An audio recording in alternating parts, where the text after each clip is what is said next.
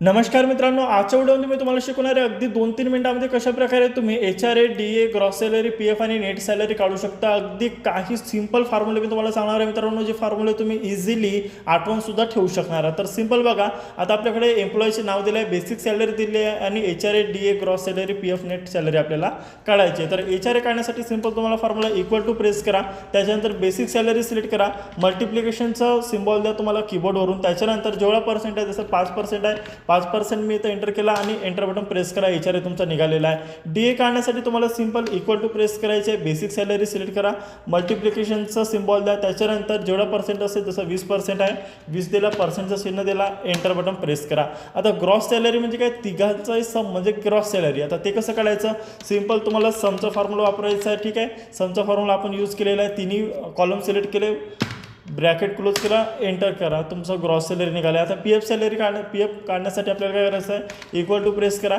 Basic salary multiplication 12% आपण इथं देऊया, 12% एंटर। आता तुमचा पीएफ सुद्धा निघालेला आहे। आता नेट सॅलरी म्हणजे काय, तर नेट सॅलरी म्हणजे ग्रॉस सॅलरी मायनस पीएफ। आता ग्रॉस सॅलरी मायनस पीएफ कसं करायचं, इक्वल टू केला आपण, ग्रॉस सॅलरी सिलेक्ट केला, मायनसचं चिन्ह द्या, पीएफचं कॉलम सिलेक्ट करा, एंटर बटन प्रेस करा, हा निघाला तुमचा नेट सॅलरी। आता हे सगळ्या ठिकाणी अप्लाय करण्यासाठी सिंपल सिलेक्ट करा आणि इथे डबल क्लिक करा। बघू शकता सगळ्या ठिकाणी आपला फॉर्म्युला अप्लाय झालेला आहे आणि सर्व एम्प्लॉईचं आपल्याकडे HRA, DA, gross salary, PF, net salary आलेला आहे। तर कसा वाटला हा व्हिडिओ कमेंट करून नक्की सांगा। व्हिडिओ आवडला असेल तर व्हिडिओला लाईक करा आणि अशाच व्हिडिओसाठी आपल्या ठाकरे कम्प्युटरचं यूट्यूब चॅनलला सबस्क्राईब करा। थँक्यू मित्रांनो।